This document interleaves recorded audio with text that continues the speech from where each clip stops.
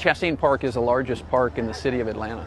This is the last piece of the Chastain Park path, and it's taken over 25 years since it began, and we are here at a groundbreaking to celebrate this last piece getting ready to start. You know, the phrase, it takes a village, well, it certainly takes a village here. There have been lots and lots of organizations who have helped make this happen. I think there are over 500,000 people and probably about 250,000 dogs that use the path each year. It's an asset that is used by many, many people, from young people walking along to people on bikes to people running and exercising and folks coming after work to enjoy a stroll in the park. And the path has really been a catalyst for revitalizing the park, and so lots of park partners here today with NYO and the horse park and the pool, and it's a wonderful time to celebrate together.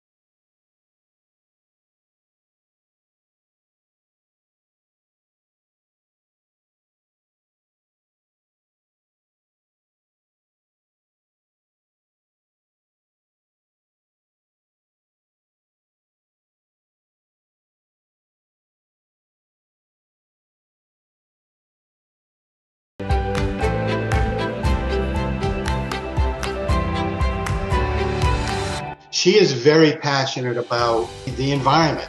She's quite a lady, and I appreciate all that she has done. Being a representative of a district and a city and championing a cause like this, that speaks volumes. I've always been into sustainability. This would go back to the first term of Shirley Franklin. Oh my goodness. We applied for a grant from Dell Computers for $10,000. They said, collect all the computers, the used computers, printers, you know. Back then, people were not even throwing their cell phones away. So it was really computers. Get it back to us. They gave us $10,000 to get it back to Dell Computers. And then they were going to properly dispose of them by taking the plastic, the glass, all the little parts, and taking it apart and then recycling all the parts that are inside a computer. And I loved that, and Cheryl loved it. I got the word out by just going to all our neighborhood associations. I mean, literally every one of them. We did it at the Civic Center. That was the very first one. Called for volunteers, and people started showing up. Actually, my mom passed away in 2006. It was my task for the next couple of years to clean their house out, whether it's paint and chemicals, old clothes, paper shredding. What do you do? So it kind of set me on a mission with this. At the time, the City of Atlanta's recycling manager was Mary Harrington, and I came down to see her, what would you suggest I do? Because really, I had no intention of doing this myself. It was more of City of Atlanta, what do people do? So she eventually hooked me up with Carla Smith. When Peggy came to us in the beginning, we did our very first hazardous waste. They were having an eco convention out at Atlantic Station. But then I got to know the Braves. Steve Smith worked for Turner Broadcasting, and so he introduced me to Mike Plant. Mike Plant was over the stadium. We needed a parking lot, and we asked him, we said, can we use your parking lot? After that, we had met David with electronic waste locally. We didn't have to pay a truck to add to the carbon footprint to drive it all the way to Austin, Texas. So we started doing our electronic events at Turner Field. Carla being Carla, we always tell anybody, the volunteers or anybody else, you have to have good shoes on and so on and so forth. Stuff's heavy, blah, blah, blah. Here comes Carla walking up with flip-flops. That was kind of an ongoing joke every year after that. I feel that she really grew the awareness. She helped us grow it, for electronics. We started off with the computers and the tires. The tires, Lord have mercy. What we loved about the TAL chapter of Omega Sci-Fi was that they really embraced the sustainability of all of this. We spread the word within the other organizations, fraternities and sororities. Sat down with Councilmember Smith, and it was like, it's crazy to continue to do these events once a year at this cost, when at this cost we could have a permanent facility. Long story short, we were able to lease property from, at that time it was the Department of Public Works, and Carla was, here, we're here, let's go. And that was the creation of Charm. 2015, when we opened, we had 5,000 people the entire year. Last year we had over 35,000, and it was COVID, as well as we're only open 3 days a week. Charm is a nonprofit.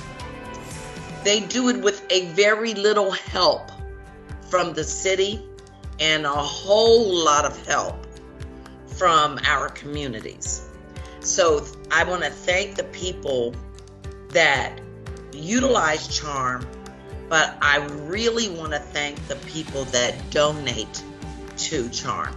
You have to leave the place better than when you got here. It's been a journey and a challenge that without Councilmember Smith, I wouldn't be sitting here talking to you today. She cared about the environment and finding a way for her people to dispose of this stuff properly, instead of it just being on the side of the road. She's been a true servant leader for the district and the city, and we appreciate her so much. Thank you.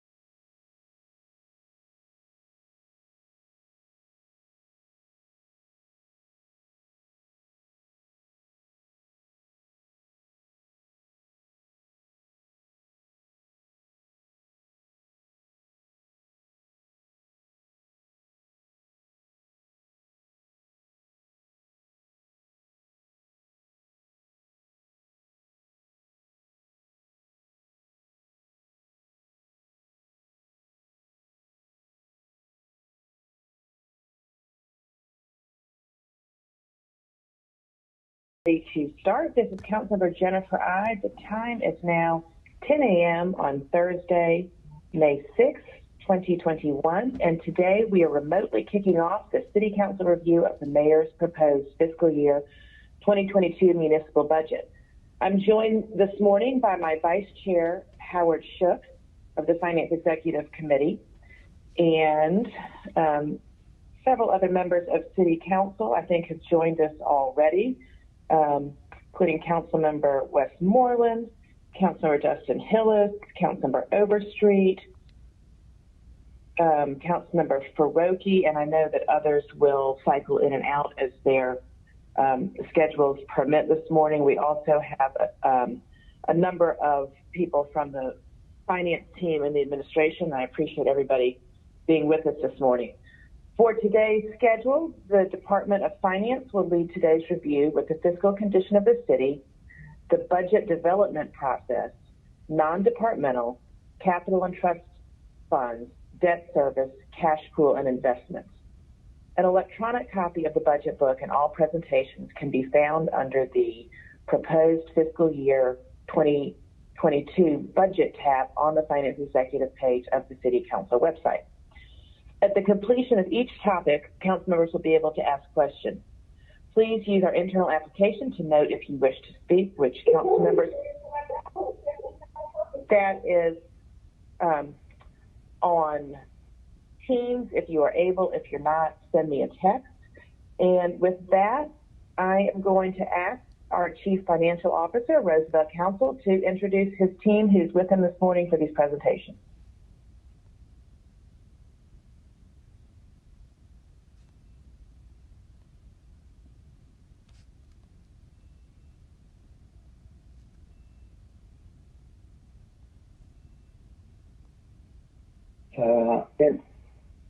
Okay.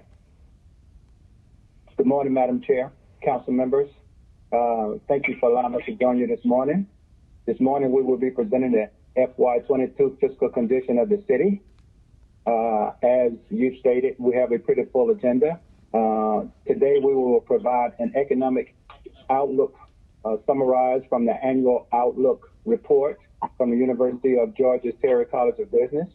We will next provide a look at the city's methodology for its revenue projections that includes a deeper dive into the city's major revenue streams, followed by a summary of federal funding that has and will benefit the city in its response to the COVID-19 pandemic.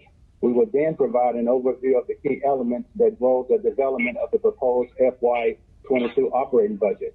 We will then follow that with a line item discussion on each revenue stream that will comprise the anticipated revenues for FY22.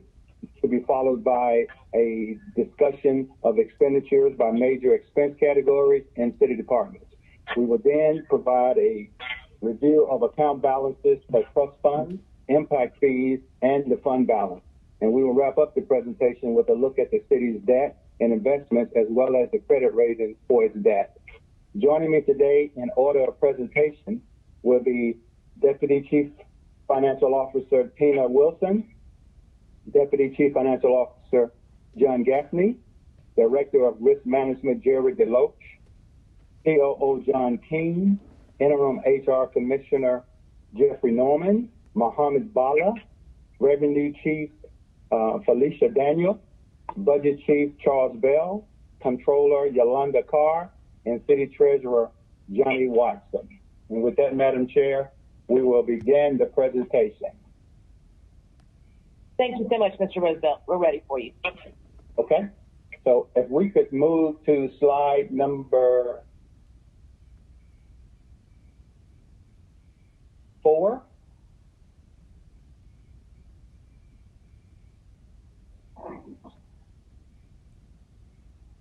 The economic outlook. Fiscal year 2022 will mark the second full year that the city will have the COVID pandemic as part of this economic DNA. But clearly there are positive signs. Georgia is on track to recover more quickly in 2021 than the U.S. economy. The economic forecast for Georgia calls for the economic recovery to continue, with the main drivers being consumer spending, the housing market, and the Federal Reserve policy. The It is anticipated that full recovery of the economy will arrive sooner in Georgia than in the United States, mainly because there's relatively less economic debris that has to be cleaned up. Georgia's economy contracted by 3.7% at the end of 2020, but is expecting a growth rate of about 4%, which means that the state should recoup a lot of its 2020 losses. Still, growth in employment level and personal income will lag GDP growth. Georgia's unemployment rate was dropped to 5.1 in 2021. Currently, the unemployment rate for the city of Atlanta as of March was 4.1%. Personal income is forecast to grow modestly, triggered mainly by a boost from the federal stimulus payments. Next slide. Residential real estate prices will likely rise by 3% in 2021. Assessed residential property values will increase even more than 3% because such values tend to lag market prices by a year or so. In 2020, there was also heavy spending for major home improvement projects that will add to the 2021 residential property tax digest. In addition, new home construction will be on the upswing in 2021, which will lead to the expansion of property tax bases. Less positively, commercial real estate prices will decline in 2021. The decline in commercial real estate prices could be steep in some markets. That does not bode well for future property tax digest, but due to the lag between market values and assessed values, most of the negative impact will not be felt in 2021. The Metro Atlanta market ranks 7th among the U.S. cities in terms of inventory of hotel rooms. There's high reliance on business travel, was a major deterrent to growth in 2020. But this will be a positive factor now that a solution for the virus has proved to be successful by most measures. We also expect that a full recovery of hotel occupancy rates could take several years to overcome. Next slide. Atlanta's economy. From peak to trough, the MSA lost 11.7% of jobs due to COVID-19 recession, but recovered 47% in the first 3 months rebound. Heaviest job losses were in air transportation, leisure and hospitality, and transportation equipment manufacturing. The 29-county MSA will add approximately 46,500 jobs in 2021, a year-over-year increase of 1.7%, and outpace that of the state of Georgia in the nation due to its underlying business development, educated workforce, innovation, above average population growth, and strong housing market. Atlanta's MSA is highly specialized in transportation, logistics, warehousing, and wholesale trade, inherently cyclical industries. However, the continued growth in U.S. and global GDP in 2021 will support these industries and thus positively affect Atlanta's economy. In 2020, several major corporations announced opening new facilities, such as Microsoft, Militech Systems, Zillow, and Toyota Financial Services. Home Depot, HelloFresh, and Amazon also announced major projects bringing additional jobs to the MSA. Next slide. This slide represents where the city of Atlanta actually ranks on a national scale. It's number 1 in metro area for lowest cost of doing business, 3rd most Fortune 500 companies, headquarters here, a $1.9 million forecasted jobs to be created by 2040. Number 1 most traveled airport. I'll speak to that in a second. And number 3 market for educational attainment. Atlanta is now number 2 when it comes to the world's busiest airport, behind Guangzhou Airport in China. We'll make an adjustment to this slide. But this shift was due to the pandemic that decimated global air traffic and continues to do so. But industry experts expect that the drop to number 2 will be temporary. While the industry recovery, it is expected that Atlanta will retake the top spot in the near coming years. We will get with Invest Atlanta to update the slide for everyone. Next slide. Atlanta continues to be a viable economic engine through digital art and media, which has a $9.5 billion economic impact on the state of Georgia, through life sciences, which is a home, lands as a home to the CDC and over $400 million in National Institute of Health funding, processing and engineering, a leader in STEM degree completion, transportation and logistics, the most convenient international airport, and corporate headquarter and management services. Again, once stated, third most Fortune 500 headquarters in the United States. Now we will shift to revenue projections, but Madam Chair, I wanted to allow any questions for this portion of the presentation. Thank you so much, Mr. Counsel. Colleagues, if you have a question, raise your hand. I'm also going to, we had a few technical difficulties when we got started, but I believe we've been joined by Council President Felicia Moore and Council Member Joyce Shepard as well, and I believe Councilmember Andre Dickens is either on or attempting to get on. So I don't see any questions right now, so why don't we go on, and colleagues, again, send me a message through Teams or send me a text if you would like to speak. All right, thank you, Mr. Counsel. All right, thank you, Madam Chair. So next we'll move to revenue projections, which will be presented by Deputy CFO Tina Wilson. Tina? Good morning. Thank you. This is Tina Wilson, Deputy CFO. If you will recall, last year we engaged with Deloitte in building out some scenario analysis and budget forecasting. And we re-employed that strategy again as we're still in the COVID posture. So what has taken place again is a building out of economic scenarios, which incorporates macroeconomic trends at the national and state level, which would include GDP and employment, unemployment rates. Also, Atlanta's historical revenues and incorporating our city's mini-cash model, as well as FY20 actuals at the transaction and receivables level. Also incorporating forecasted revenues by looking at city-specific data such as parking citations, hotel occupancy rates, and number of events taking place in the city, coupled with city-specific policies around relief measures and enforcement decisions. Next, the general fund revenue levers were analyzed,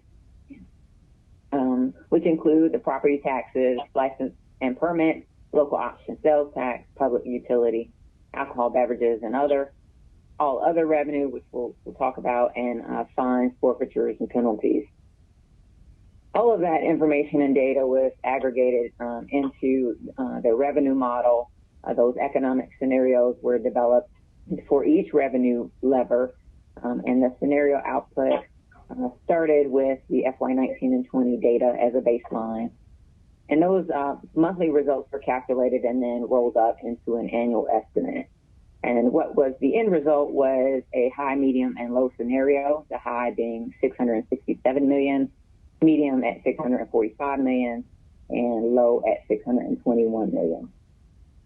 So we'll move to slide 11.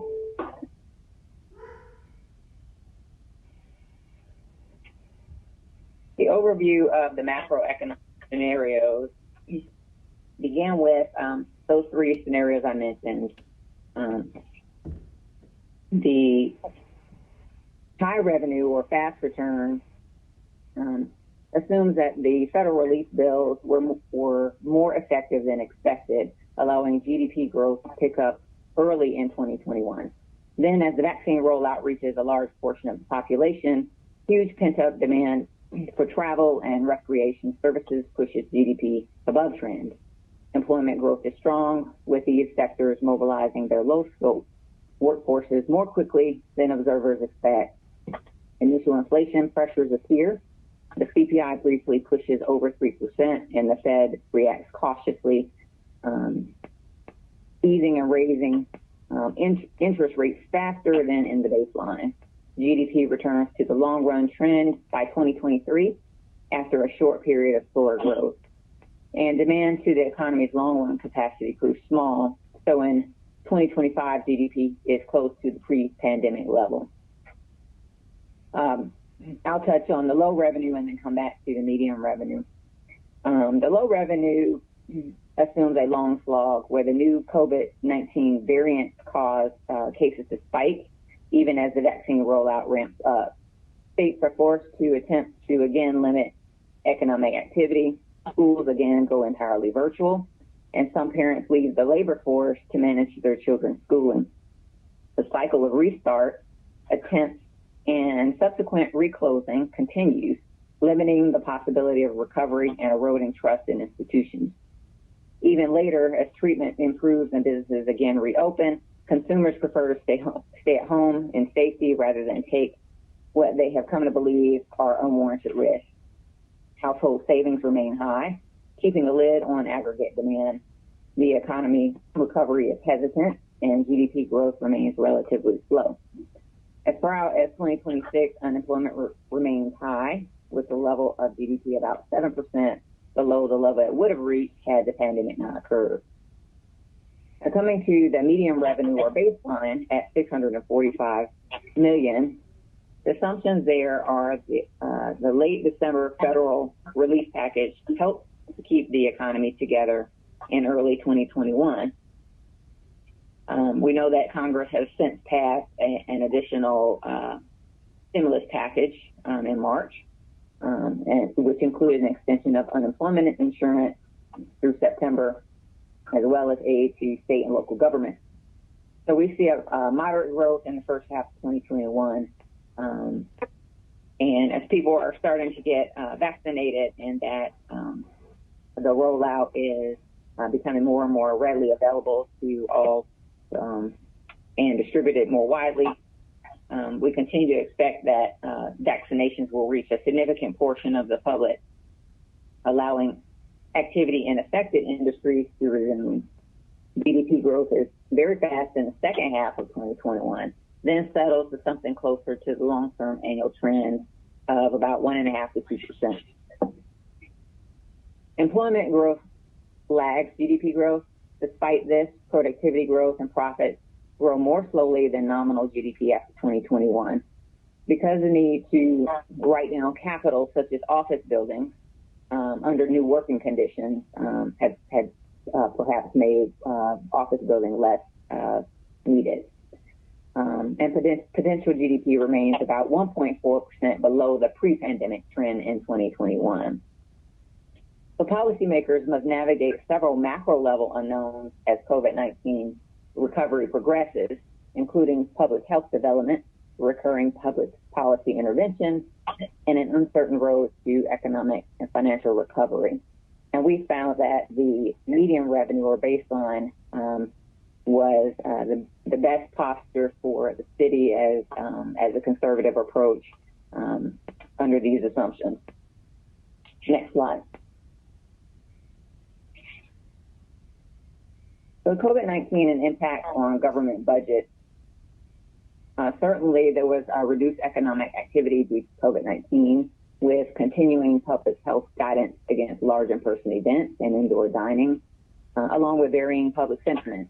And those have limited the upside gains across the service sector, for example, the event permits and alcohol licenses. While the residential real estate market remains stable, near-term shifts to remote work and related commuter behavior contributed to reduced economic activity within commercial districts and in transportation and hospitality. And there's impact to our tax revenues and collections.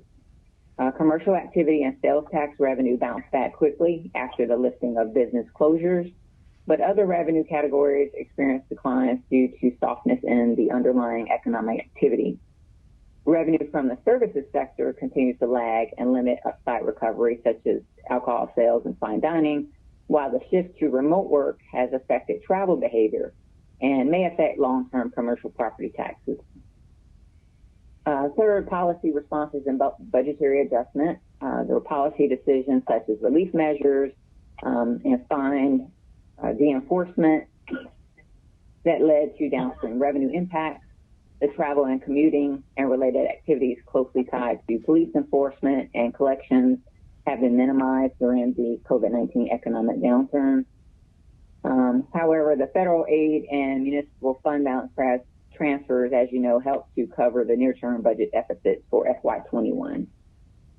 So while increasing vaccination, continued social distancing, and expanded federal support, analysts expect the economy to further rebound in 2021. Next slide. So the key results for the 5-year forecast and analysis indicate that our macroeconomic forecast expects an approximate recovery to pre-pandemic levels by FY 2023. The high scenario incorporates pent-up demand. The low scenario implies vaccine rollout issues and recurring COVID-19 impacts. The most vulnerable revenue categories are not necessarily the largest sources. So fines, forfeitures, penalties, hotel, motel are not the largest sources of revenue. The largest revenue streams, such as sales tax, alcohol and utilities and property tax, are expected to be stable in the near term. And the impact to property tax revenues may lag by about 3 years. So the chart represents actuals for FY19 and 20 under the high, medium, and low scenarios. And then the 22 through 26 5-year forecast with those assumptions baked in. So under the medium scenario, we're looking at the FY22 of $645.2 million. A return to more stable budgetary situation is expected for FY23 of 26. However, FY22 is expected to be more volatile as we focus our attention to risks and opportunities associated with FY22 on the next slide. We'll move to slide number 14. And just to point out a few of the key risk areas that remain in the all other revenue category, we'll still feel the impacts in the hotel motel occupancy taxes. They will remain depressed into FY22 as travel conferences just start to rebuild. Under public utility, alcohol, beverages, and other, the alcohol-related taxes are lower than average due to the decline in entertainment and wholesale activity. And licenses and permits, which is mainly business licenses, revenues, they remain high risk due to closures and reduced revenues and the lack of renewal penalties and potential arrears. Next slide. Finally, there's a revenue summary slide, which gives you each major revenue category by high, medium, and low scenario. And again, FY19 and 20 are actuals, and then you will see forecast for FY21. And most importantly, we have FY22. Under the medium scenario, you can see each revenue category there. Property taxes at 227.9, licenses and permits at 106.1, local option sales tax at 112.9, public utility at 100.3, all other revenues at 91.9, and fine, forfeitures, and penalties at 6.1, and this adds up to the 645.2. I will now transition to Deputy CFO John Gaffney, and he will go into a little bit further detail into each of these major revenue categories. Thank you, Tina. Can you hear me, everyone? We can. Okay, great. Thanks. I'm John Gaffney, the Deputy CFO, and I'm just going to run through the specific revenue streams and let you know kind of our thinking as it relates to our major revenue categories. So obviously the largest one for the city of Atlanta is property taxes. And as you can see, property taxes are split pretty evenly between residential and commercial. Property taxes overall represent almost a third, a little bit over 30% of our total revenue. Our thinking and research has indicated that the residential market is not going to be as heavily impacted, as we see still strong price increases in the market, as well as continued strong building permitting activities. As Deputy CFO Wilson indicated earlier, we do expect there to be a potential softening on the commercial side, and overall we should basically stay relatively flat with FY21 over the coming years. And like I said, the Atlanta area has really been positively impacted by continued demand for in city housing. Next slide, please. So we talk about licenses and permits. That's also a major revenue category for us. The general business license is derived from fixed and variable sources, and it's based on a number of employees and total revenue. Both of these were, the way we calculate general business license revenue, were highly impacted by COVID. Building permits has been a positive indicator for this revenue stream. But business license revenue was, obviously impacted by the overall macroeconomic environment, the consumer spending and GDP growth rate. We do expect, as you see, a significant drop off in FY21, our current year forecast, but we expect to return to near pre-pandemic levels by FY22, and then at or above pre-pandemic by FY24. Next slide, please. Local option sales tax. So, as indicated by the state, we do show a breakdown. Unfortunately, the largest category of our sales tax is miscellaneous. It's hard to know exactly what that represents, but as you can see, the other categories, such as food and apparel, utilities, some of these were more impacted than others in the pandemic, but overall, sales tax revenue is off about 5% from pre-pandemic levels. And as you can see, our 5-year forecast, we do expect to be at or above pre-pandemic levels by FY24. But fortunately for the city, there has been stronger than anticipated levels of sales tax collection. Some of this is actually driven by the city's ability to collect taxes on online sales. Next slide, please.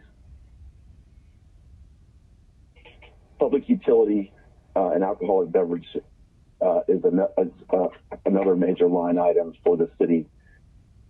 And as you can see, there is approximately 78% of that, of the total revenue, is fairly stable and predictable between public utility and insurance premiums. The other components, alcohol, wholesale, as well as by the drink, were highly impacted by COVID. And you can see that is the bulk of the decline we're expecting at FY21. Public utilities did see a slight reduction due to a contraction in negotiated rates with Georgia Power, as well as lower office occupancy, which led to lower power bills. Next slide, please. So all other revenue is it's a big number for us, but if you break it down, the largest component is indirect cost recovery, which is for us based on really the budget of the general fund. So we may see some contraction, but that will be a fairly stable component. Obviously, hotel motel tax revenue is another major component and has been highly impacted as hotel motel revenue plummeted in the short term. The projections show about 35 to 45% occupancy during 2021 at best. And then the long term, we hope to see occupancy rates mirroring consumer spending and a return to pre-pandemic levels by 2023. The pilot and franchise fee were largely unaffected. This is an internal calculation which is based on the watershed department's revenues as well as their balance sheet. Next slide, please. Finally, we'll wrap up with fines and forfeitures. Fines and forfeitures, as you can see, are heavily concentrated in traffic fines and parking fines, both of which were highly impacted by the COVID posture the city took. The lack of tourism and significant and workplace travel obviously impacted the traffic as well as parking, and then the parking enforcement, which we have a contract expiring in March of 2022, and that will likely be renegotiated due to the significant reduction in parking fines during the pandemic. As well as administrative policies and alternative focus of law enforcement, they are the key drivers in our consumer patterns. But as you can see, like many of the other revenue streams, we do expect a strong rebound, and we should be at or above pre-pandemic levels by FY2024. Next slide. So this brings us to the federal funding, and I'm going to hand it over to Mr. Jerry Deloach to cover this section. Thank you, Mr. Gaffney. Can you hear me? It's a little bit difficult to hear you. Okay, I'll pick up the phone and talk closer. That's better. I want to spend a few minutes this morning talking about the overview of CRF, the Coronavirus Relief Fund. As we're all aware, the CARES Act established the Coronavirus Relief Fund, and approximately $150 billion was provided to state and local governments to respond to COVID-19. As a result of that, the funds were limited in terms of what you could use the funds for.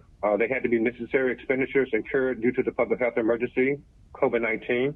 The programs that you established were not accounted for in the most recent budget, which would have been March 27, 2020 of last year, when the legislation passed. And then the third thing was that the funds were originally set to expire on December 30th of 2020. However, in December of 2020, Congress extended the time period to December 31st, 2021. The city of Atlanta received approximately $88 million in coronavirus relief funds. We sponsored a variety of programs ranging from assisting residents with rental assistance and employees during the pandemic. We also provided small business assistance, food programs. We had several homeless initiatives, and we also had a distance learning program for students in Atlanta public schools. For city employees, we paid hazardous pay to frontline workers. In addition, we purchased PPE and supported the telework program by deploying electronic devices. Next slide, please. Another source of funding for the city during this time period has been FEMA. A national emergency was declared on March 13th of 2020. FEMA provided guidance in terms of what could be applied to for emergency protective measures. The city has applied for reimbursement over the course of the past year, and we currently wait to receive those funds to the city. In the past, FEMA has only reimbursed for 100%. Excuse me. In the past, FEMA has only reimbursed at 75%, and there was always a matching 25% share. However, for COVID-19, FEMA will reimburse us at 100%. There's no matching share, and the city has used the FEMA funds to purchase PPE and for facility readiness. Most recently, FEMA notified recipients that expenses incurred to make a facility ready for employees post-COVID-19 is also eligible for reimbursement at 100%. Next slide, please. As mentioned earlier, there has been an additional stimulus package passed by Congress and signed by the President, commonly known as the American Rescue Plan. As part of the additional funding to local governments, in particular, there is the Coronavirus State and Local Fiscal Recovery Fund. This will allow state and local governments to use funds to replace revenue lost as a result of the pandemic. This is a sharp distinction between how the CRF funds were used originally back in March of 2020. Okay, the city planned to utilize the funds from ARP to continue some of the programs started with CRF. In addition, the ARP program will also provide funding for specific financial assistance in 3 important areas. That will include emergency rental assistance, homeowners assistance, homeless assistance, and supportive services. The exact amount for each of these programs will be determined by guidelines passed by Congress and based on a jurisdiction's population. The city has engaged a third-party consulting firm, Landmark Consulting, continue to assist with cost recovery, cash management, and compliance with all funds received to respond to COVID-19. As part of the American Rescue Plan, the enabling legislation required treasurers to place the funds with the local governments no later than 60 days after passage. We are approaching that time period now. Most recently, as of Tuesday night, Treasury notified the City of Atlanta that it could apply to receive funding for the Emergency Loan Assistance Program, and we are in the process of applying for that at this time. With that, if there are no questions, I will pass it over for a discussion on the operating budget development. Thank you, Mr. Deloche. I do not see any questions yet on team, so let's keep moving. All right, thank you.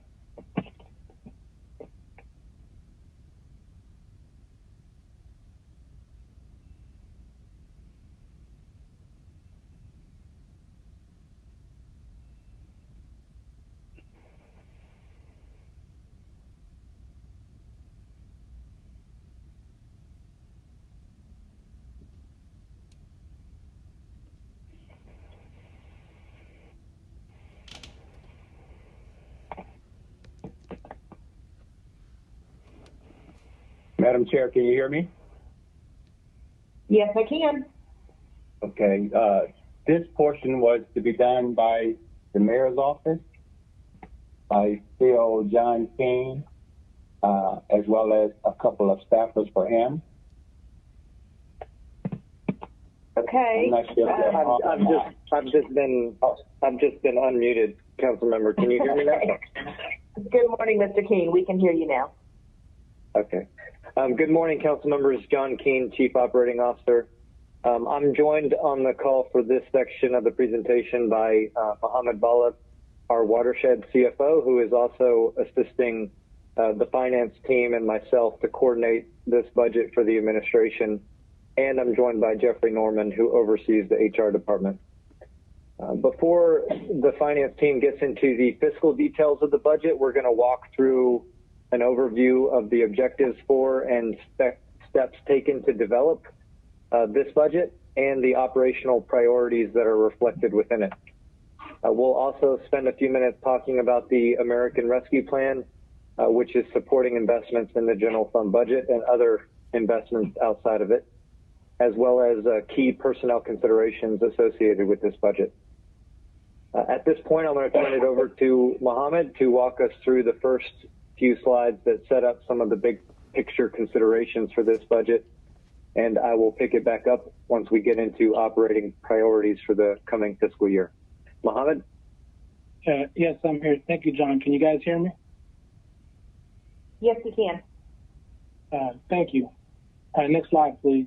Although we have not yet fully returned to the strong fiscal path the city was on prior to the onset of the pandemic, we are fortunate that the financial outlook for FY22 has improved from 12 months ago.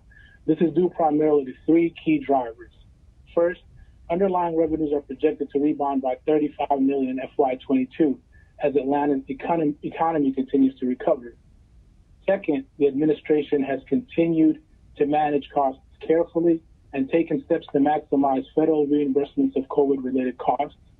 And third, we have the benefit of substantial federal support provided to us through the American Rescue Plan Act. These factors allow us to propose a budget of $706.7 million, which is $33 million more than the budget we adopted in FY21, and to substantially replenish the city's fund balance, which, as you know, is the city's rainy day savings account that has supported us through the past 2 challenging years. This improved position allows us to propose several additional investments in this budget that align with the mayor's priorities. Some of the top priorities are listed out on the slide. Our number one objective for this budget was to provide the resources necessary to maintain public safety. There are substantial budget increases for police and fire in this budget, which we will discuss in more detail later in this presentation, and when our police and fire chiefs present their budgets before you later this month. The second objective for this budget was to ensure that departments are equipped to facilitate equitable growth and recovery heading into FY22. Some of the key investments reflected in this objective include the Housing Opportunity Bond, the interest payment of which is funded in this budget, as well as an increase in support for Invest Atlanta to assist with economic mobility initiatives. Our third objective was to maximize the benefit and impact of the city's ARP allocations for our residents. This has required us to make judgments about how much funding to propose for general fund operations, as well as how to make sure that substantial one-time investments are programmed in a way that is sustainable and yields a lasting benefit for the city.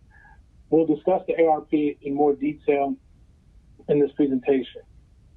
Finally, our fourth objective was to develop a budget that would enable the city to maintain a strong financial position and healthy fund balance so that we are positioned to weather any future events like we weathered the COVID-19 pandemic.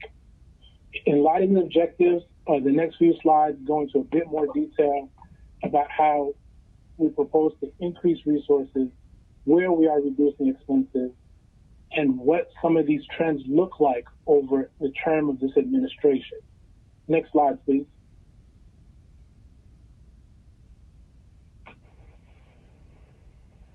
So this slide highlights the key areas where we are proposing to increase resources through the FY22 budget. There are increases proposed for public safety, for infrastructure, and community economic development initiatives. We've also accommodated requests for additional resources from the independent entities, and we have absorbed projected cost increases in pension benefits and fleet-related categories. We'll go into more detail in each of these later, but before we do, the next slide will discuss the American Rescue Plan, which, as stated earlier, is an important component of the FY22 budget outlook. Next slide, please. Before we dive in, let me start with a brief update on where we are with the process to get specific ARP allocations authorized by Council. Shortly after ARP legislation was signed into law by President Biden, the administration introduced a paper to SEC that will allow us to share a recommended allocation with Council and to get an allocation authorized by Council. In the ideal world, we would have already presented those recommendations, seen the legislation adopted, and reflected those specific allocations in this budget. Unfortunately, we have not received the detailed guidance from U.S. Treasury that is needed to move that paper forward. So the numbers we will speak to today are working proposals. We're mindful that the Council has not yet signed off on them and that the numbers may shift slightly before enactment.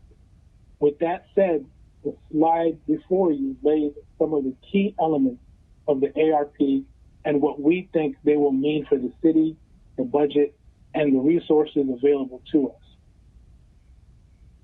The biggest bucket of ARP funding includes $178 million that can be used as a revenue replacement for revenue impacted by the pandemic, address economic effects of the pandemic, provide premium pay to employees, or make investments in water, sewer, broadband infrastructure. Our working proposal for this allocation is to around $125 million, which we expect to receive in 2 tranches through the general fund spread out across fiscal years. And then another $53 million to support additional investments outside of the general fund budget. In addition to this allocation, the ARP legislation includes additional funds dedicated to emergency rental assistance, homeowner assistance, emergency housing vouchers, and homelessness assistance and supportive services. The total of these allocations is to be dated, but again, it's an addition to the 178 mentioned earlier.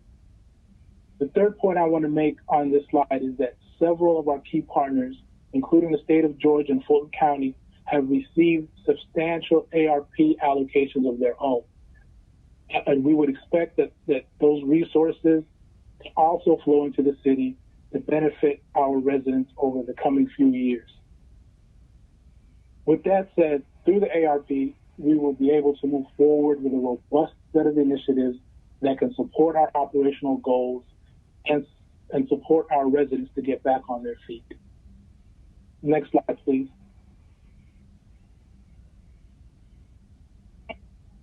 So this slide lays out in graphic form some of the items discussed in the previous few slides that bridges us from the FY22 adopted budget to from the FY21 adopted budget to the FY22 proposed budget that's before you. The blue bar on the far left represents the FY21 adopted budget of $674.3 million. To the right of that are a series of investments that are included in the FY22 budget. The first green bar represents $27 million of new investments in our police and fire department. It includes $8.8 million in raises to continue our commitment to increase pay for sworn members of both departments. It also includes funding to support the retention bonuses for APD officers that the administration worked with council membership to develop, which was recently adopted by council. And it includes $14 million to fund 250 vacancies in APD and another $3 million to fund 50 vacancies in AFRD. The next bar captures increases associated with pension, health care, and fleet costs. The total increase for these 3 line items is $19 million, and in each case, a substantial share of these increases is attributable to police and fire departments. Next is infrastructure and technology. This includes increases for parks, and recreation and transportation maintenance, as well as IT infrastructure and facilities needs. To the right of that bar is community and economic development. This includes funding to cover the interest costs on the affordable housing drawdown bond, an increase in the city's support for Invest Atlanta, and investments required to sustain the increase in pre-arrest diversion funding that was initiated last year with one-time funding. The final green bar reflects additional resources proposed for several independent groups.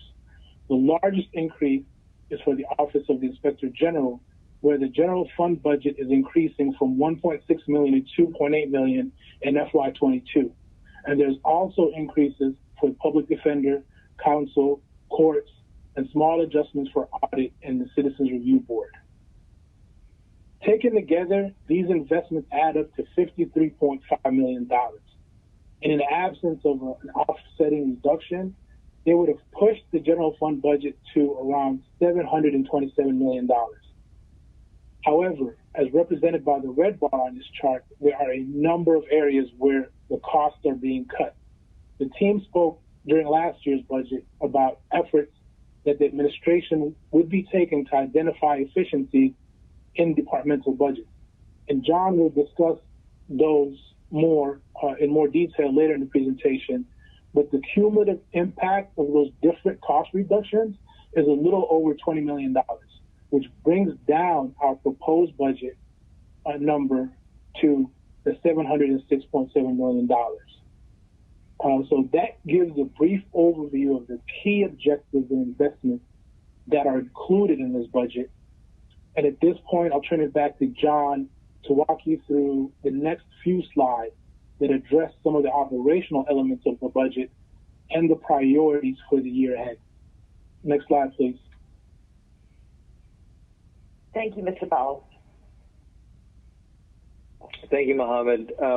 So this slide calls out some of the main cost reduction strategies that we have and will continue to focus on as we head into FY22. First, as we have done for the past several years now, we will continue to closely manage backfill decisions for vacant civilian positions. And we expect that this will continue to allow us to reduce costs primarily in back office functions that report to the administration. As was the case in FY21, we have set a goal through the FY22 budget of a 5% attrition rate for these personnel expenses in departments under the administration. Second, we are budgeting for a lower cost associated with police overtime. At this point in the fiscal year, we're seeing overtime costs continue to trend down, currently by about 18% from the same point during FY21. And as stated, we are planning through this budget to onboard an additional 250 officers this coming fiscal year, which we think will also enable the department to operate with this reduction. Third are the efficiency efforts that Mohammed touched on earlier. We went through a process earlier in FY21 with the departments that report to the administration to identify where we could reduce costs without harming service delivery efforts. That work yielded a number of opportunities, some big, some small. We'll list some of these in the next slide, and we'll discuss these efforts in more detail as we go through the departmental presentations. Fourth is corrections.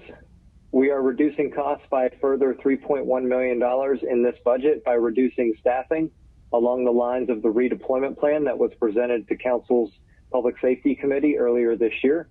With these additional reductions, overall expenses associated with corrections will have decreased by about $26 million or 66% since FY17. The final area of expense reduction to note are contained in the non-departmental budget, where we are seeing anticipated expenses decrease by about $1.4 million in FY22, and I will let finance go into more detail on those changes later in the presentation. Next slide, please. So this slide highlights some of the key areas of focus for the efficiency work that was undertaken during the year. This process was coordinated at the Mayor's Office of Innovation and Performance and involved the departments taking a lead to identify areas of opportunity for savings within their respective areas. Some of the strategies identified are listed on this slide. For example, the Department of Customer Service identified a number of changes to its staffing model that would allow it to maintain service levels at lower overall costs, and a number of areas where one-time technology investments would enable the department to reduce staffing requirements. For AIM, their efforts centered around application rationalization, and they continue to drive to reduce the number of applications and associated licenses that the city is paying for. One of the biggest recent examples of this is ServiceNow, where AIM has established a single platform for handling service requests and work orders that will replace several systems previously utilized across different departments. The third example centers on HR, which has not only identified specific contract reductions, but is actively looking at how and where it can make smart tweaks to the city's retiree medical coverage such that we maintain access while reducing cost. This involves looking at best practices from other organizations and targeting changes at the FY22 benefits year. Transportation is also listed, where the department identified savings associated with electricity costs captured in its budget for streetlights and other assets, as well as the ability to reduce costs through natural labor savings. The final example listed here is Parks and Recreation, which went through a detailed exercise to review its contract and supply allocations to identify where savings could be possible. That exercise yielded several savings, which the department will discuss in its budget presentation. Some of the savings identified through this work have gone straight to the bottom line, while other cases, the savings have been reinvested in new initiatives or used to offset cost increases. For example, associated with the growing network of parks and trails or heightened technology needs given our remote posture. When we introduced this initiative during last year's budget, we stated that the goal was to have thoughtful contingencies available to us should we need to reduce costs further during FY21 or to support FY22. The next slide provides a clear way of showing the overall trends associated with savings and investments that this administration has made over the past 3 years. Next slide, please. This slide breaks down the FY22 budget into 4 main buckets to paint a simple picture of where resources are going and how that compares to past years. It's an updated version of the slide we included last year. The line at the top represents the share of the budget going to police and fire. It tops out at $334.6 million, or around 47.3% of the budget. That figure is $45 million higher than FY18 when Mayor Bottoms took office. The red line directly below captures all those departments other than police and fire that report to the administration. In FY22, these departments account for $244 million, or about 34.5% of the budget. This is down $49.2 million since FY18, which includes reductions in corrections, DEEM, AIM, executive offices, law, human resources, and finance. The black line captures non-departmental charges, which account for $92 million in this budget, or 13%. This amount is down $3 million versus FY18. The final gray line at the bottom of the chart represents the independent groups that do not report to the administration. This includes City Council, the courts, the Inspector General, the Auditor, the Citizen Review Board, and the Public Defender. In this budget, those groups account for $36.3 million of the general fund expenditures, which is up by $7.2 million, or 24% since FY18.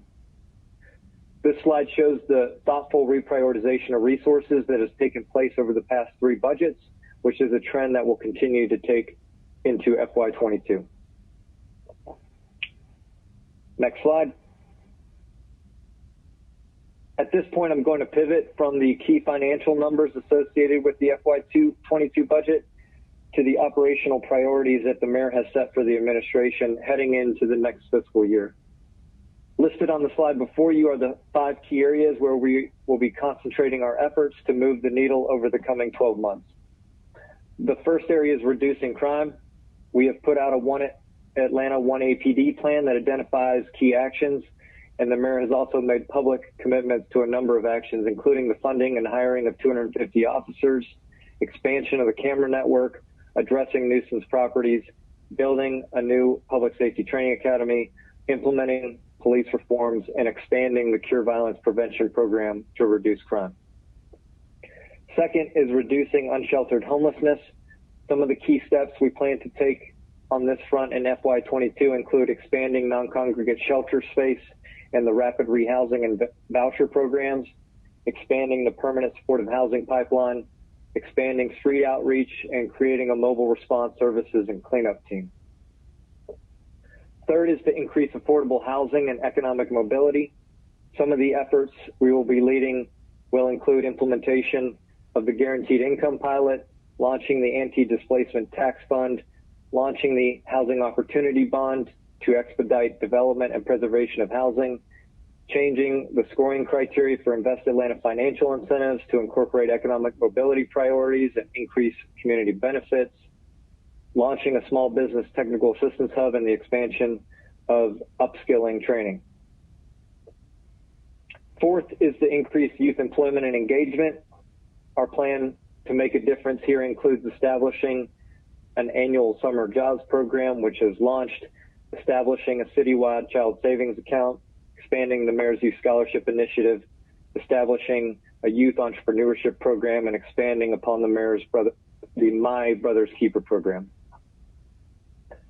Fifth and final is to increase satisfaction with city services and investment in infrastructure. In this area, we plan to reauthorize T-SPLOST to invest in transportation infrastructure, pass an infrastructure bond to invest in facilities and transportation infrastructure, expand Operation Clean Sweep, transform procurement through digitization and standardization, and review and improve our service request licensing permitting systems and processes. As the departments come forward to present their respective budgets in more detail, you'll hear more information on the plans we have in each of these specific areas. and how that is reflected in their respective departmental budgets. Next, I will turn it over to Commissioner Norman to discuss some of the key personnel issues that are contained within the budget and to lead us through the rest of this section. Jeffrey? Thank you, Mr. Good morning. Good morning, council members. Jeffrey Norman with the Department of Human Resources. We can go to the next slide. So on this next slide are 4 of the key personnel themes that are embedded in this budget that we wanted to identify and briefly discuss at the outset of this budget process. I will walk through each of these areas to conclude this section of the presentation. John and Mohammed have already done a good job of talking about the public safety positions we will be looking to fill as part of this current budget. It's 250 officers for police and an additional 50 vacancies for fire. Supporting our police and fire departments to get these positions filled is going to be a top priority for the HR department heading into and throughout fiscal year 22. The second element I wanted to touch on relates to hiring and backfills. We have talked about our approach to this in each of the past few years, including the vacancy review board process we have had in place and the policy we implemented last April in response to the pandemic. As it stands today, we will continue to route all civilian hiring requests from departments under the administration through the vacancy review board process. That involves HR verification of the requested position and finances verification of budget availability. With those checks in place, the request is routed to the COO's office, where the COO, in consultation with his deputies, will review each request, ensure it aligns with the priority work stream, and that there is budget to support the request. This process has proven effective in the 3 years since it was established and is a key reason for the reductions in costs that were mentioned earlier. The next issue we have up on the slide deals with FTE counts. This is an area where we have paid very close attention throughout this year's budget development process to ensure that there is clarity and alignment on the number of funded positions reflected in each department's budget. We have some more numbers on this in one of the next slides. The final issue concerns the personnel paper, where again we have worked in close coordination with finance, the departments, and the mayor's office to ensure there is alignment about the purpose and justification of each of the transactions contained in the paper, and that those transactions align with financial allocations contained in the proposed budget itself. I will hit the high points on the paper in this presentation and share more information with council over the coming weeks of budget hearings. Next slide, please.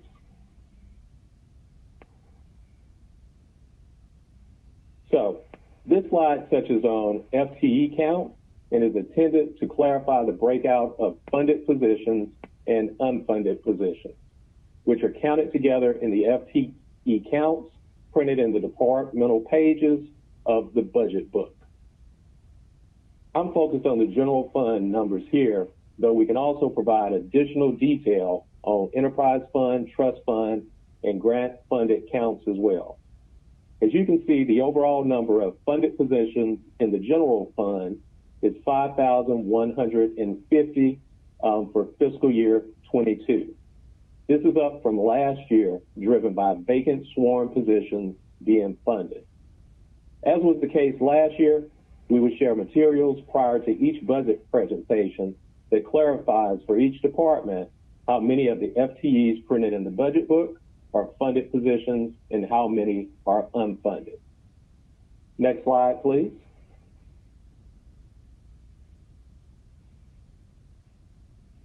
This is the final slide intended to flag for you some of the key things that we are building into the personnel paper. We have talked earlier about the raises and other associated transactions for APD and fire, and those that we are building into the personnel paper.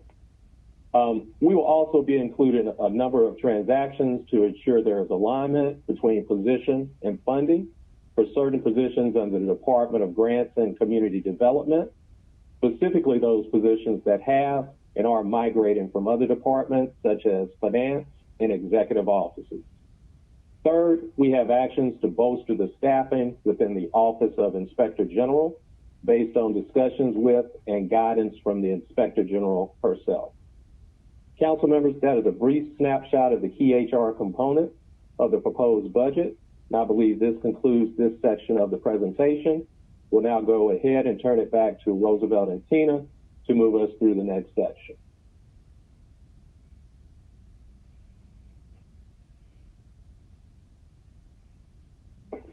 Good afternoon. This is Felicia Daniel, Department of Finance. Can you hear me? We can. Excellent. Good morning, Madam Chair and council members. The revenue section of this presentation begins with budget development resources.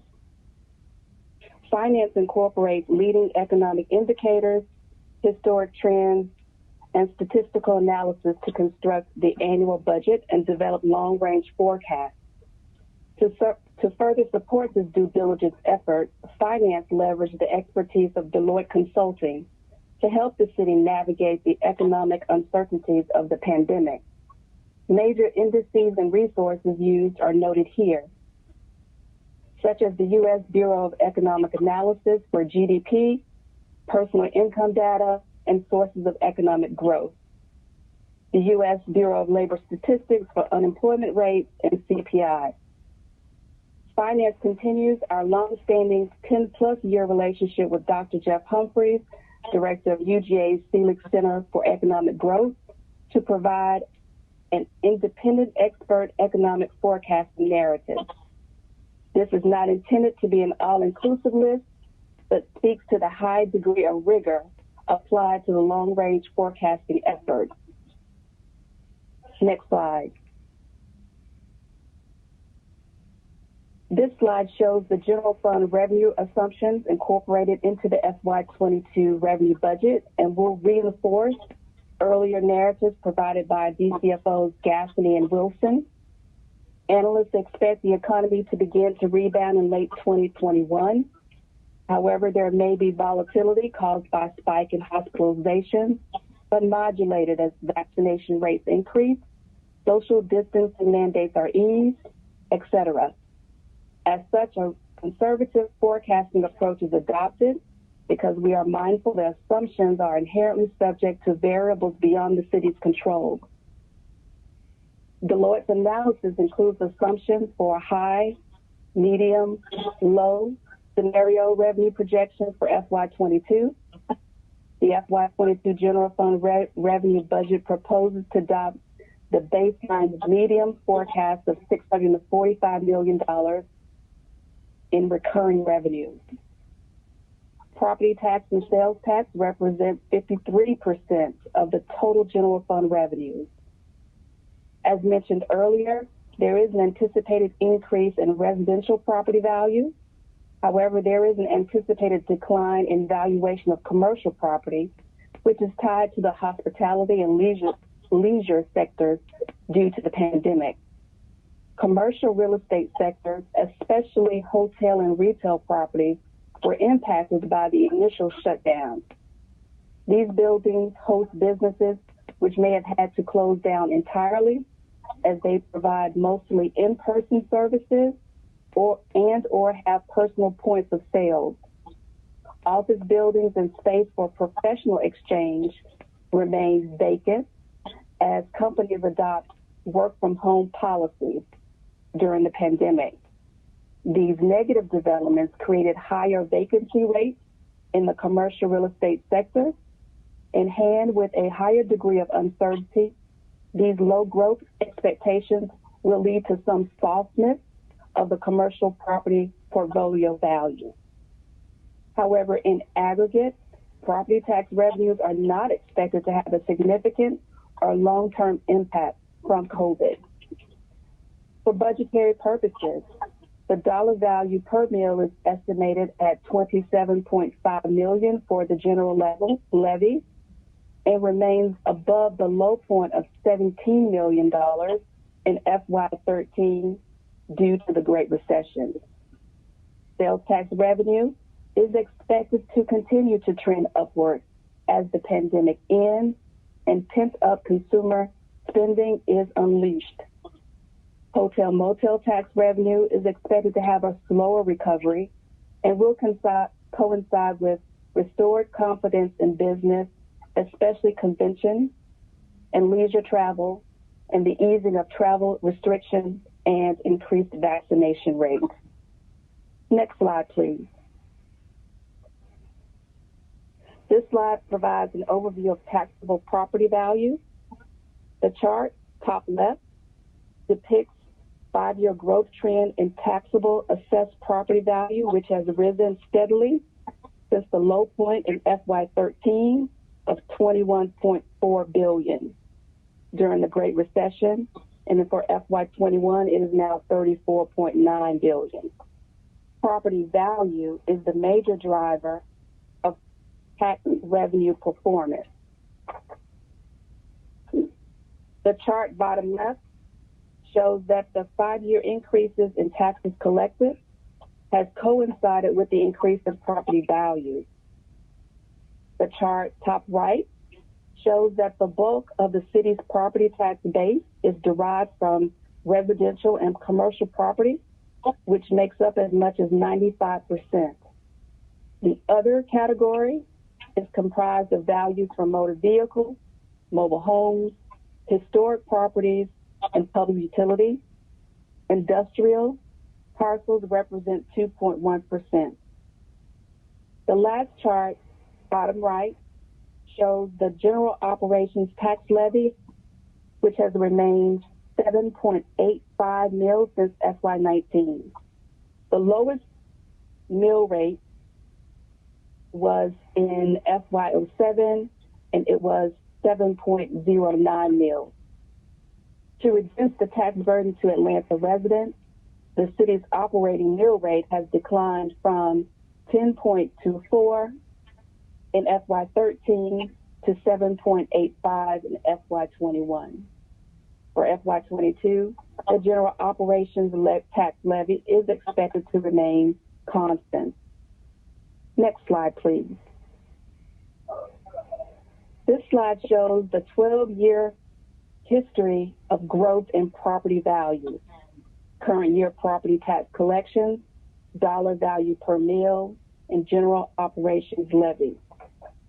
Anticipated property tax collections as of FY21 are $222.6 million and are expected to exceed the pre-recession peak amount of $209.5 million in FY10.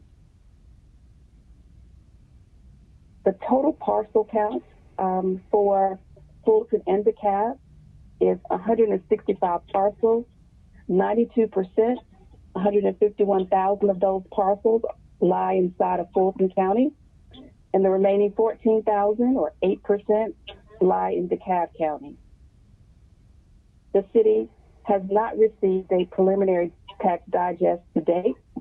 Last year, we received the preliminary tax digest in June.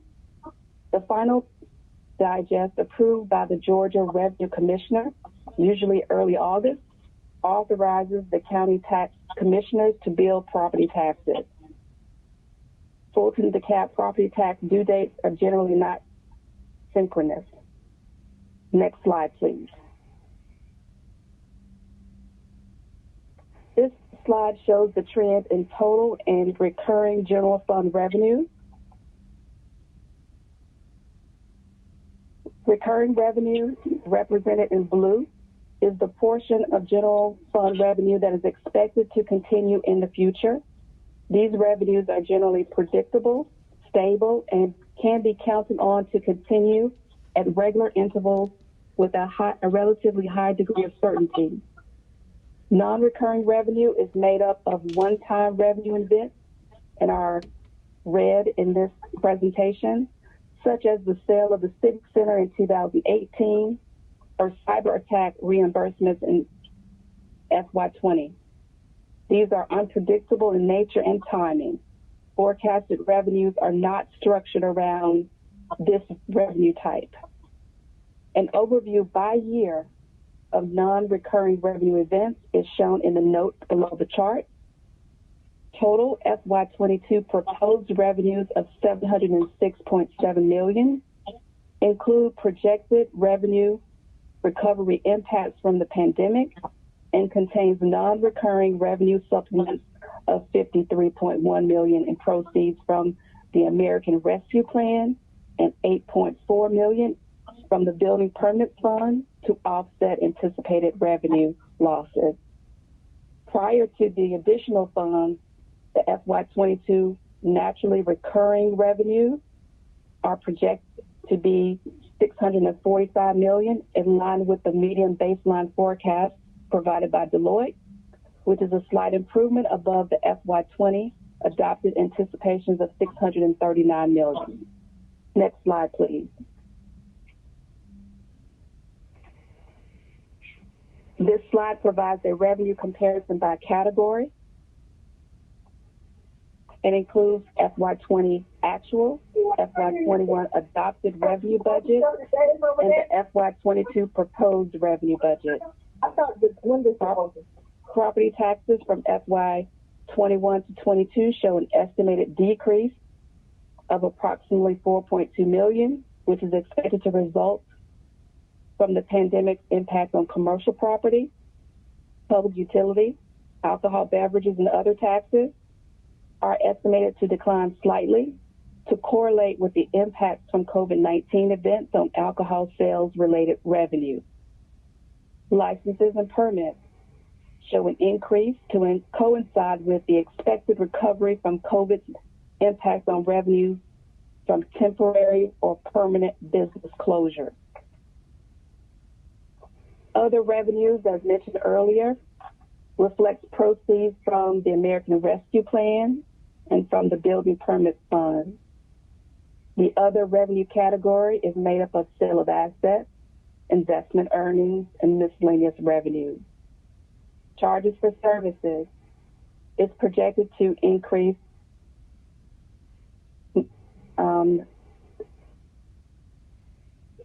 but not materially. Charges for services category is made up of various public safety, public works, and planning fees, such as fees for police services like false alarms, entertainment and film applications, towing and registration, and rezoning petitions. Fines and penalties show a decline from expected decreases in traffic and parking fines, as work from home policies by many employers have resulted in a reduced demand for on-street parking. In recognition that the duration of the impact of these variables is unknown, and after such measures ease or cease altogether, there likely will be an extended period of time before the number of parkers recover to pre-pandemic levels. Building rentals and concessions reflects a slight increase and reflects a return to normal leasing activity of city-owned property. Pilot and franchise fee revenue are primarily derived from the 5% franchise fee levied on gross water and sewer revenues on all active accounts and shows no material change. Hotel motel taxes correlate to the expected slow recovery from COVID's impact on convention and tourism activity, which has reduced demand and lowered room rates. Indirect cost recovery, as Mr. Gaffney mentioned earlier, is projected to remain relatively constant in the budget for FY22. These are allocated general service costs such as purchasing, accounting, budgeting, HR, etc. This concludes the revenue section, and I turn it over now to Charles Bell, Budget Chief, to discuss expenditures.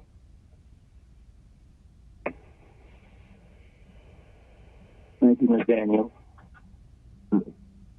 Madam Chair, can I be heard? Am I live? We can hear you, Mr. Bell. Go on. I want to lead off as we look at the pie chart there. First off, I want to note that the overall budget in terms of appropriations is $2.84 billion. And so as we look at the pie chart, if we kind of go around the one, we're going to start with the general fund. The general fund sits at about, in terms of the total for FY2022, $706.8 million, and that represents 34% of the overall $2.04 billion. Segments of the general fund are highlighted on page 49 in the budget book. The general fund includes 23 department agent and or agencies included, but not limited to, in the general fund, and 7 departments that are going to highlight. Police and fire sit at $230.2 million and $104 respectively, for a collective total of $334.6 million. The Atlanta Department of Transportation sits at $53.2 million. Parks and Recreation sits at $43.8 million. The AIM, the Information Management team, is at $30.8 million. City Planning is at $20.2 million. And Non-Departmental is at $91.6 million. The subset of these 7 total $574.2 million, representing 81.2% of the general fund. Continuing around the horn, we look at water share, as you see there, $577.3 million, and that makes up 28.3%, followed by aviation at $425.2 million, making up 20.9%.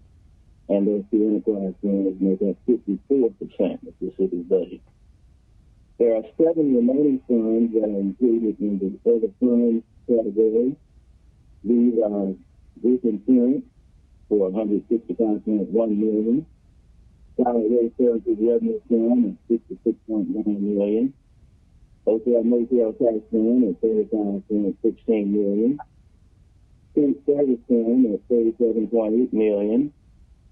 Emergency 911 Telephone Fund at $21.3 million. Rental Motor Vehicle Tax Fund just under $1 million. It's sitting at $980,000. And then City Plaza Operating Fund at $1 million, basically $1 million. These 7 total up to be $328.3 million. And collectively, I can't hear him. Here he is muffled. I've been trying to text someone. If you could get off a speakerphone. Okay. All right. 1 second. Okay. Is that better? Yes, much better. Thank you. Okay. All right. My apologies. Basically, I was giving the totals of the 7 components that make up other funds: group insurance, solid waste, hotel motel tax, fleet service fund, emergency 911, rental motor vehicle tax fund, and city plaza. And those 7 collectively total $328.3 million, and those represent 16.1% of the pie. As I go to the next slide,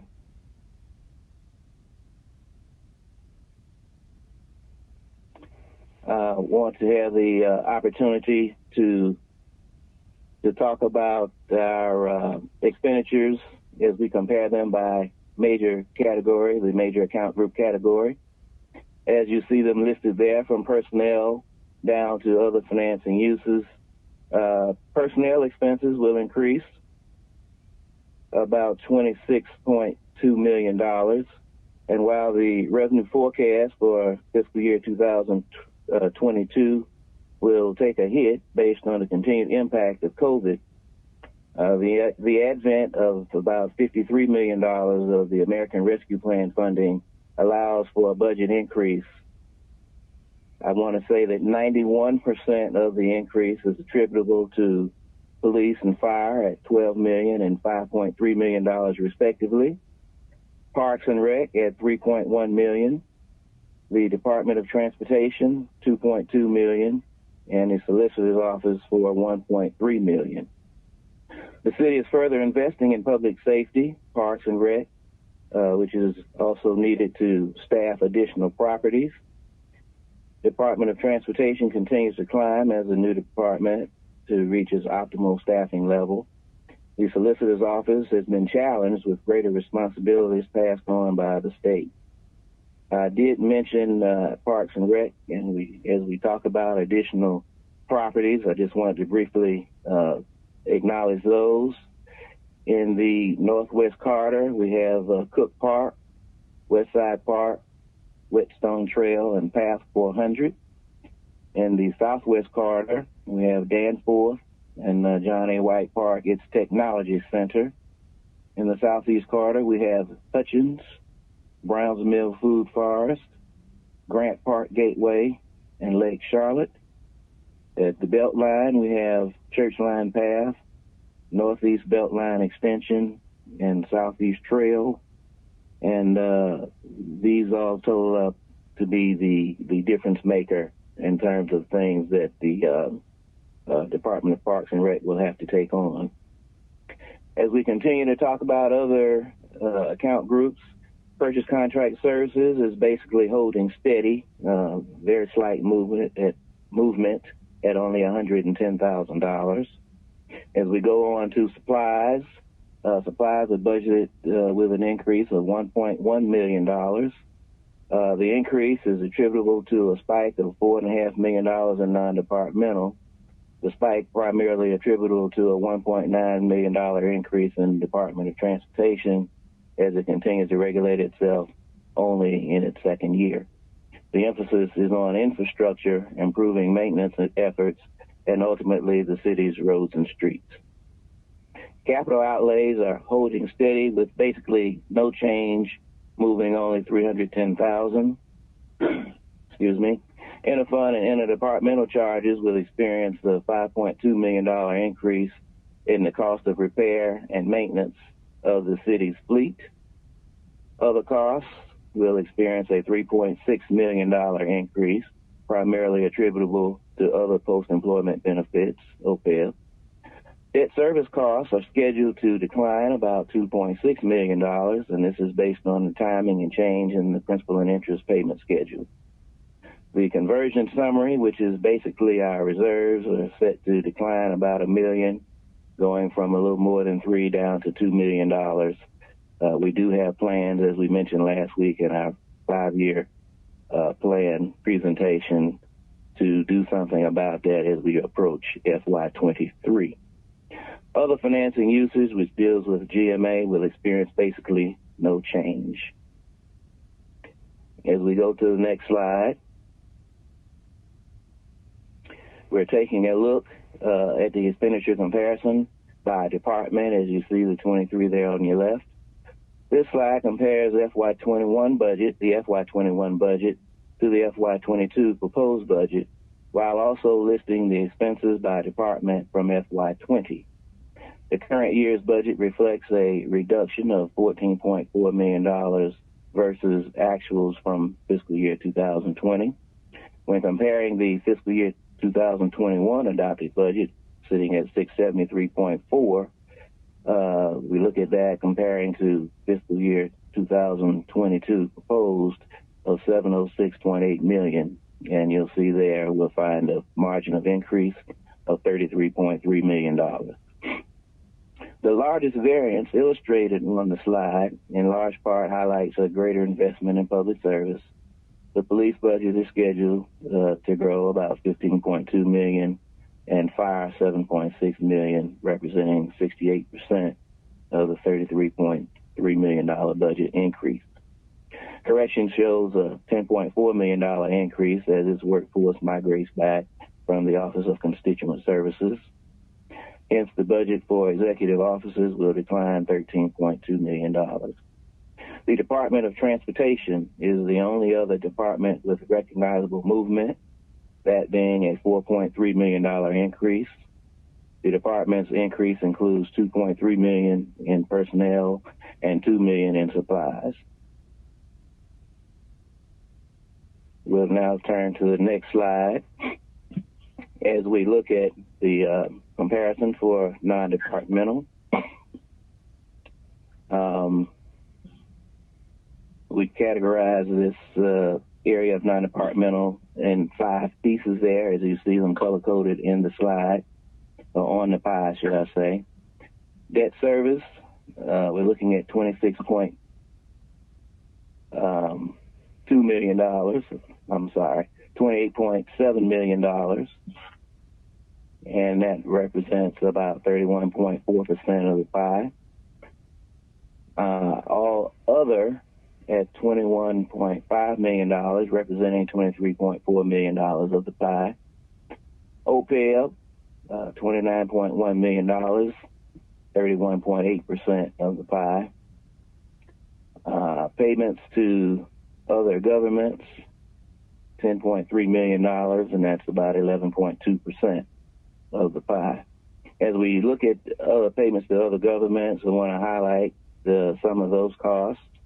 Election expenses, about $1.4 million, and then working with the clerk, we'll be able to do a split, meaning that some of that will be taken care of just before the end of this fiscal year, and he's able to work it out so that we can pay a smaller amount in fiscal year 2022.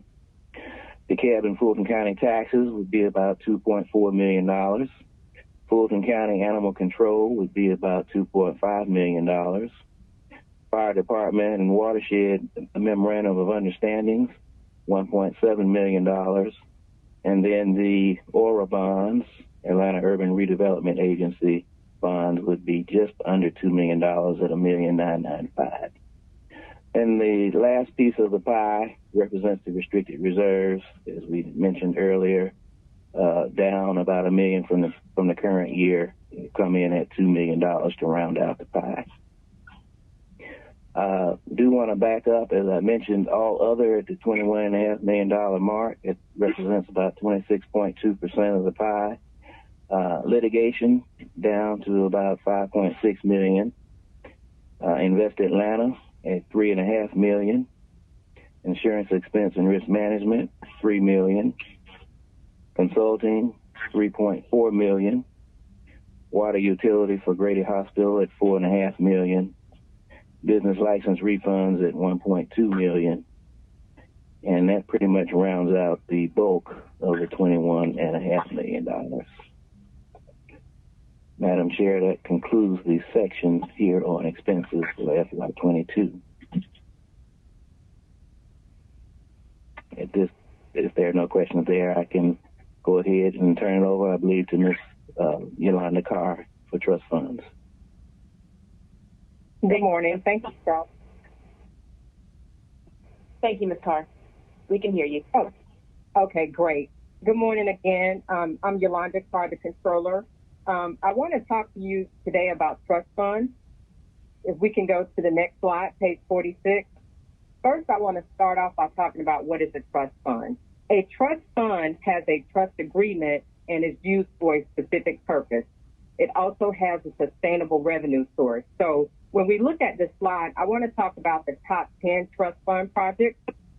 We have a total of 185 trust funds, and they total to $36.2 million.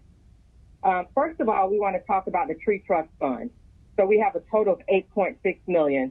The tree trust fund is utilized when builders or residents remove trees from their properties. They have to pay a fee to remove those trust funds, the trees. We also have care and conserve, $4.7 million. And really, this is for low-income families that may need assistance with paying their water and wastewater bills. We have youth athletic program, which is $2.3 million. And this is where we have user fees. We have people within the city that may register their youth for football, basketball, and swim. And so these are fees that are utilized to help with this program. We also have technology surcharge, which is $1.9 million. And again, this is related to the fees for building permits. So there's a fee that's attached to the review plans, and this is to assist with automating technology. Also, I'll skip down and talk about the Centers of Hope. The Centers of Hope is really using the funds for programming within the Centers of Hope and recreation centers. A lot of the contributions will come from the ticket sales from Live Nation, in addition to public donations. We also have the Georgia Hill Neighborhood Center, and this is where residents or different agencies will rent property or spaces within the facilities to utilize it for different events. We also have the insurance rebates, which is $857,000. Insurance rebates, so this is where we will have insurance companies that will send a rebate back to the city, and so that amount is used to help with the wellness center across the street from City Hall. So again, overall, all of the trust funds are currently being utilized, and again, they're earmarked and therefore a specific purpose. Next slide, please. So we talked about the trust funds at a high level on the previous slide. Here, I just kind of want to share with you the breakdown by percentages. So we have planning, which is 32%. So again, in planning, we have the tree trust fund and also the technology surcharge fund. We also have APD, and again, that's where we have the RICO funds. That's around 3.6 million total for APD. For parks, we have a combination of the tree trust fund as well, because with planning and parks, there's different responsibilities related to the tree trust fund. We have the Department of Watershed Management, which is Care and Conserve that we talked about a minute ago to assist low income residents to help with their water and wastewater bills. And then we also have the others. So others is a combination of other funds that we have. We have the Jazz Festival. Again, we'll talk about the insurance rebate that's included here, and also the Georgia Hill Neighborhood Association Trust Fund is here as well. So this is overall what we have for the trust funds. I'll move to the next slide. Impact fees. So I wanted to talk about impact fees. So as of March 2021, we have a total of 52 million. I will start by talking about, in general, what are impact fees. Impact fees are fees that are incurred by the builders. So when they come into the community and develop, it impacts the community. So there's a fee that's associated with that so that we can have additional services such as fire stations and police precincts. So when we look at this chart high level, we have the unrestricted as well as restricted by ordinance. So with transportation, we have a total of 24.8 million that's restricted by ordinance. And let me just explain that a little bit. So when I say restricted by ordinance, that means that we have encumbered the funds and this will be utilized for a specific project. We also have unrestricted for transportation, which means that this is an amount available to be utilized, and that's 8.9 million. We have fire, restricted by ordinance, 4.8 million, and then unrestricted, 2 million. We also have police, restricted by ordinance, 805,000, unrestricted, 1.2 million. We also have Parks North, restricted by ordinance, 4.2 million, unrestricted, 1.2. We have Parks South, 140,000, restricted by ordinance, unrestricted, 2.7. And then last, we have Parks West, 114,000, restricted by ordinance, unrestricted is 327,000. And again, at a high level, there are some changes that are coming to the impact fee. Most of you all are already aware. Going forward, transportation will be separated in the same fashion as parks, which is north, south, and west. So just wanted to share that at a high level. Okay, I'll move on to the next slide. So the next slide, I want to talk to you about the deficit funds. And you may ask, okay, what are the deficit funds? So deficit funds are funds where we have more expenditures than we have revenues. So the two that we are all aware of is solid waste and group insurance. So with solid waste, we had a deficit, a cash deficit of 38.8 million in FY19. In FY20, that deficit is 35.3 million. Although that deficit is going down, we do know that it will take more time to get out of the deficit position for solid waste. And so we are confident that we'll be moving in a positive direction as we collect more revenues for solid waste. Now, group insurance is a little different. So for FY19, group insurance, the deficit was 21.6 million. So that has increased to 29.8 million at the end of FY20. And so we have been working in conjunction with HR to figure out how to right size this fund. We do know that rate increases will probably happen in the future, but overall, we have a plan of action for the group insurance fund. So again, at a high level, these are the two deficit funds that we have within the city. solid waste, and group insurance. Next slide, please. So the last slide that I want to talk to you about is fund balance. You may ask, what is fund balance? So just at a high level, fund balance is a fancy name for a savings account or a rainy day fund. So currently for FY20, we have a fund balance of $186 million. So you'll see for FY12, we had a fund balance of $126 million. That has grown by $60 million. So when we look at fund balance, typically the city keeps 15 to 20% on hand for fund balance. And really this is required by our code of ordinance so that we can have a certain amount. But once we get above that 20%, we can utilize fund balance for one-time expenses as long as we also reduce the deficit funds.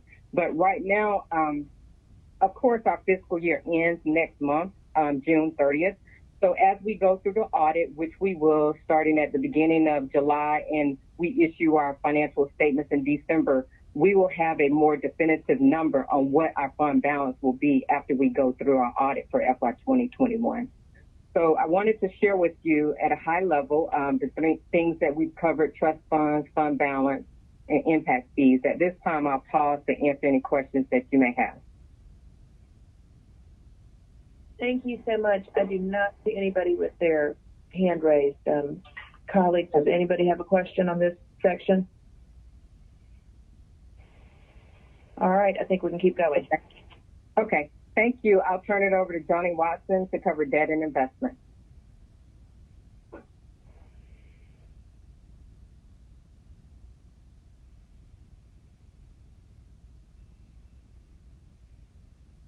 Mr. Watson, you with us?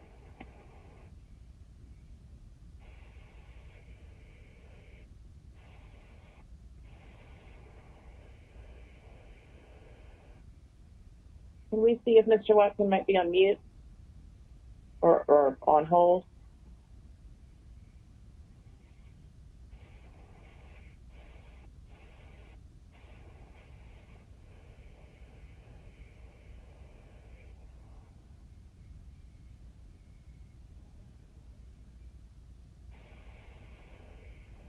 It's looking like he is not on the line. Can somebody from finance try to get in touch and see if he has the right information?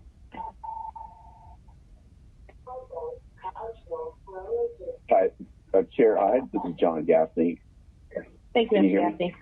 Yes. Yes. Let me cover this section if you don't mind. That's totally fine. Thanks. All right. So starting on the first slide on the debt and treasury section, we have the debt portfolio. And as you can see, it's divided into really 5 main sections. So you've got general obligation debt that's supported by the separate debt millage assessed to city residents.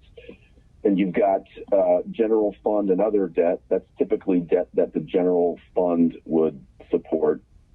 We've got, of course, the tax allocation districts, and then the Department of Aviation and Department of Watershed. Across all of the debt portfolio over the current fiscal year, we've seen a net decrease of $350 million.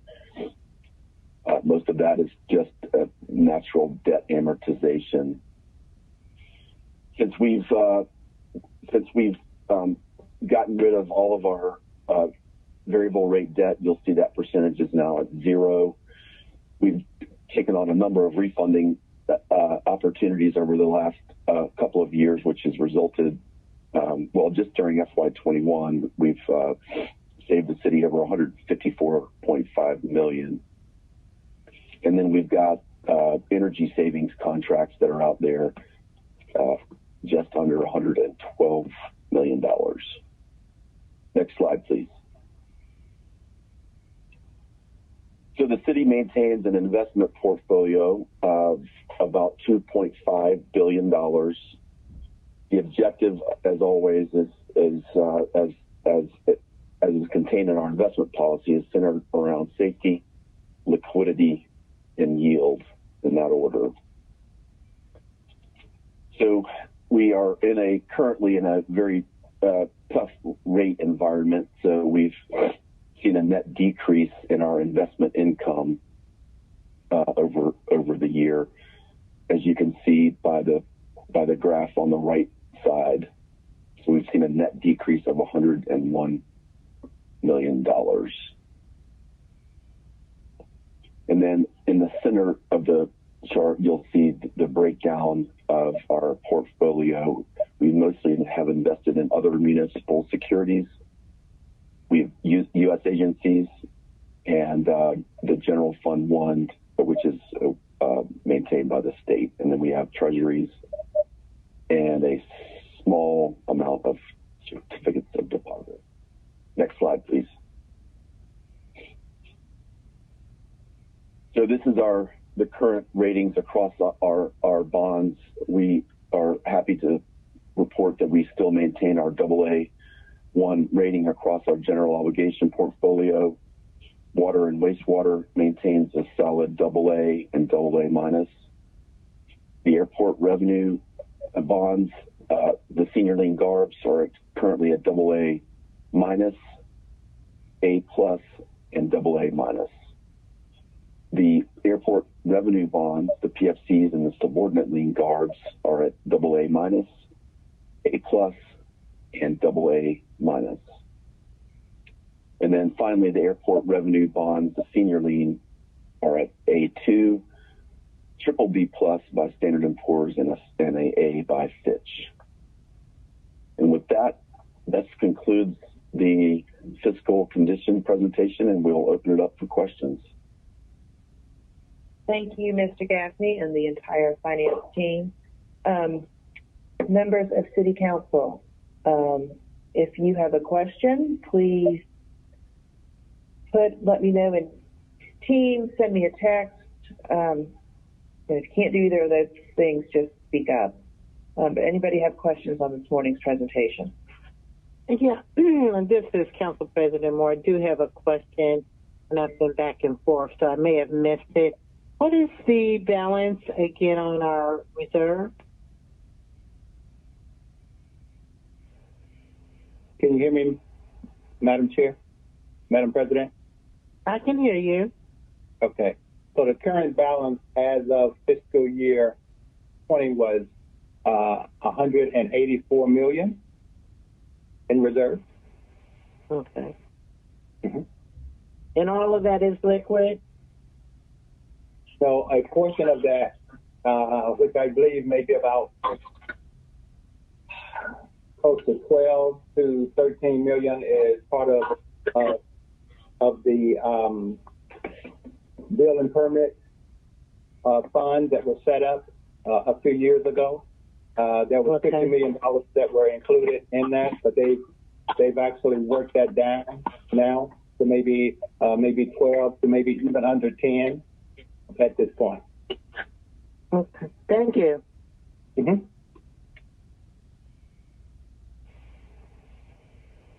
Council President, this is John Gaffney. I think I also heard you say liquid, and yes, the entire fund balance is cash-based, so there's no receivables or any other assets that are included.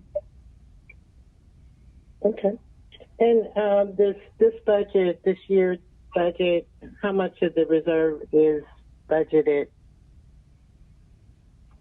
to shore up the budget? Are we using any reserves, or we're able to go with the federal money we have and our current revenue projections?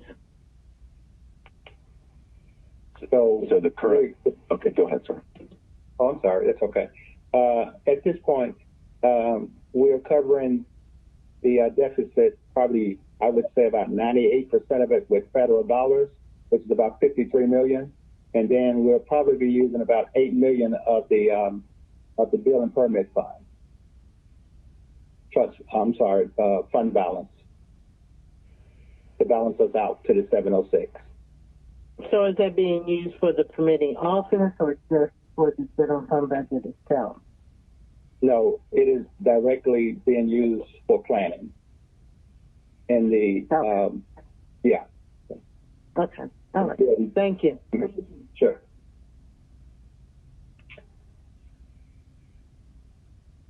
Anyone else have questions on this morning's presentation?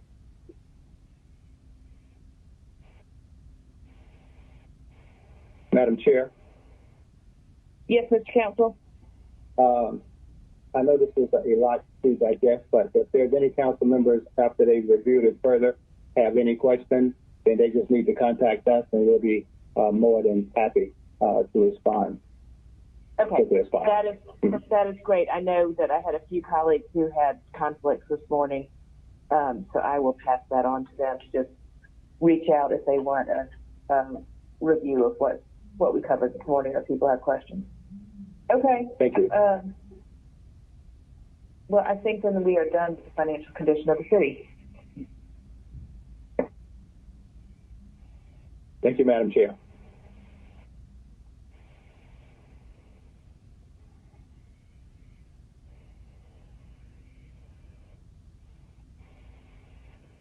Are we done, Councilmember I? Or do we need to adjourn, or how do we do it? I think that we are, I think that we have covered what, hold on one second. Yeah, I think that is it for today. We're not gonna adjourn because this is just gonna be an ongoing rolling meeting, but we are gonna pick this back up next Thursday, and everybody should have gotten Thursday's schedule. I believe that it is public safety and the court system is who we have next Thursday, but that is our next budget-related meeting that we needed. So I'm going to say thank you to the finance team and to the city council team for today, and we will be back together next Thursday, May 13th at 10 a.m., and it is police, fire, corrections, municipal court, solicitor, and public defender. Oh my goodness. Hope everybody's okay. All right. Well, thank you everybody for being here, and we will see you next Thursday at 10 a.m. Bye. Thank you.